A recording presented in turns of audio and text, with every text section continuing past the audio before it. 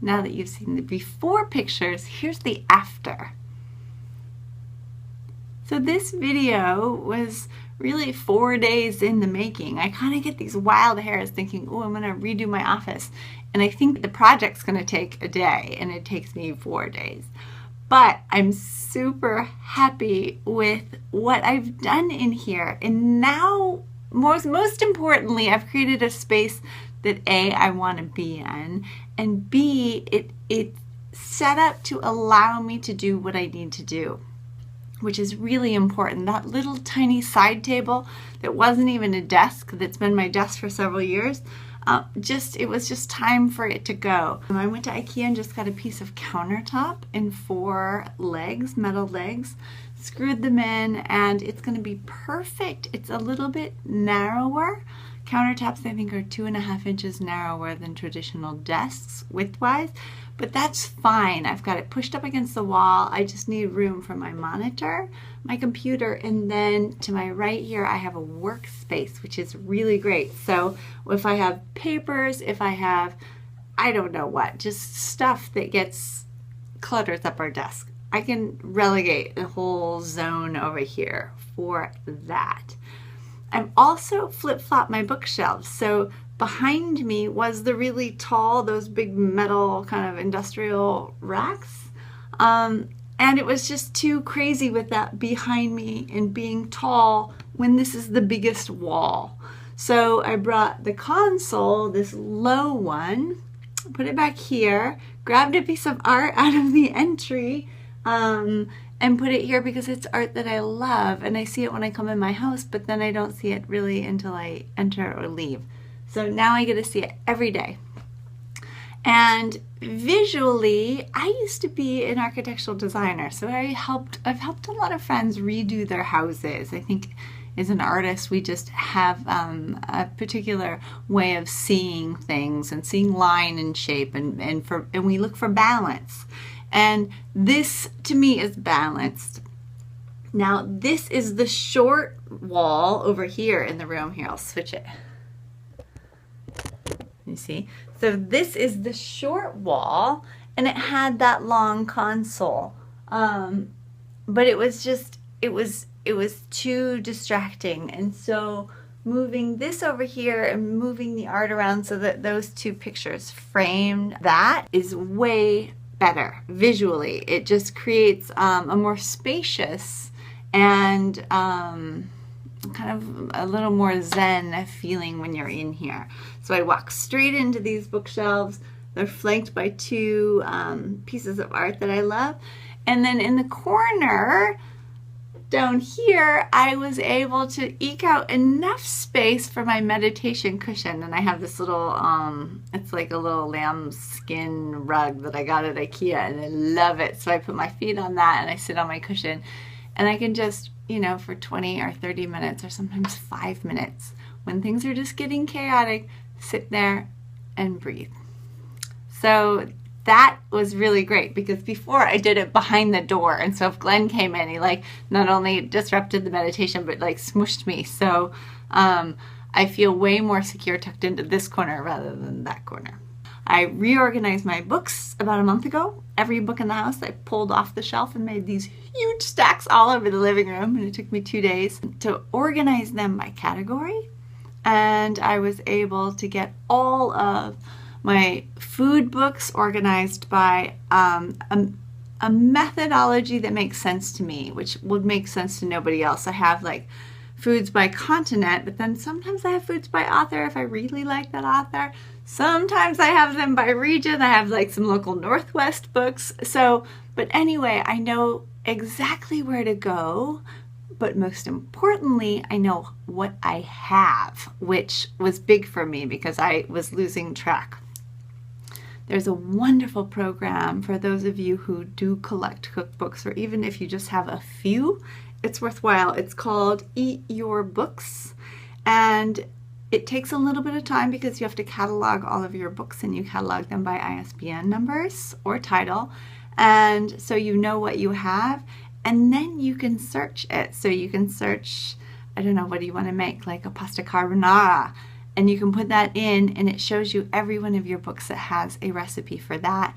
And not only that, it shows you what's required in that recipe. So if you're missing an ingredient, you can like go through and discern which book and which recipe you actually want to make. So that's fantastic.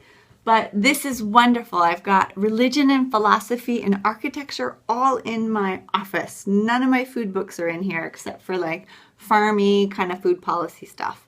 And then all the food books are out in the dining room and kitchen where they ought to be. So yeah, I'm super stoked.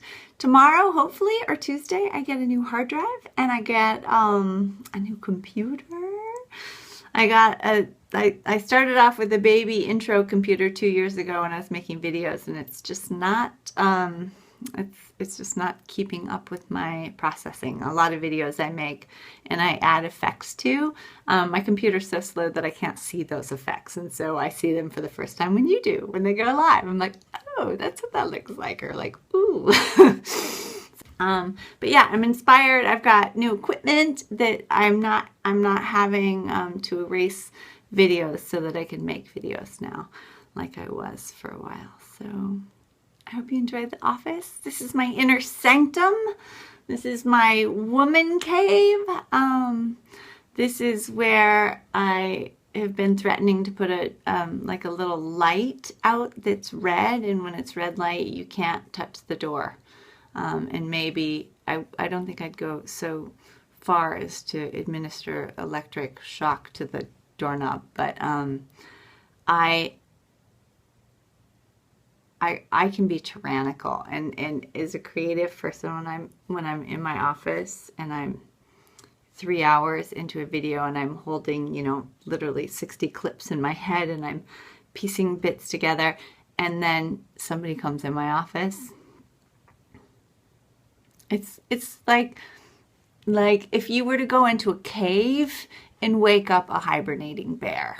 Like, he's got his process, he's 2 months in, he's not expecting visitors, he's sleeping, he's doing his bear thing, and then you come in and you have some other agenda for the bear, and the bear's not going to be stoked. I'm kind of like that.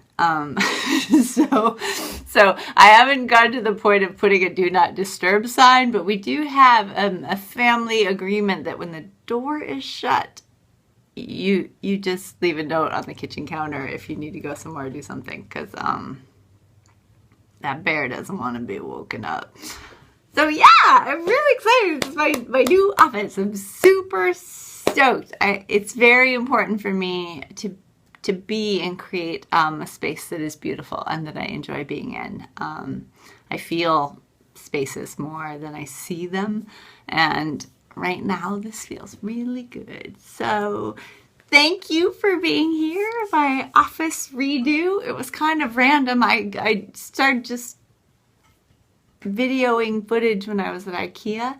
I didn't really know how this video was going to come together because I didn't really know what I was going to do in here, but it just shaped up really nicely, and Glenn helped me today and move the bookshelves around, and I'm very pleased. So yeah, you can expect lots of creativity out of me this coming year. We are getting ready to go up to Canada, so you'll get some ski footage. I don't have a GoPro. I wish I did, because the places we are going to go are going to be so beautiful, and I'm not busting out my phone up there as very much. So maybe I can go borrow one of Cody's. Anyway, this is it. This is my new woman cave. I'm super stoked about it, and thanks for being here. Thanks for watching. Thanks for your support over the last 2 years. Seems crazy to say that. I just started my thumbnail 2016 file on my computer, and I was like, whoa, that's crazy. It's my 3rd year. So thank you. Thank you for being here. And I've got a collaboration coming up. I'm not going to reveal who that is with yet because we're still working out the details. But she's a homesteader, and she's adorable, a young mother, amazingly creative girl that she does it all. And she's the real deal. She's she's really inspiring. So that will be up next. Not next, but up soon. I don't know if I'll be able to work it in before we leave. That's my kind of issue right now. But yeah, I'm just rambling now. So I'll see you next time. Bye.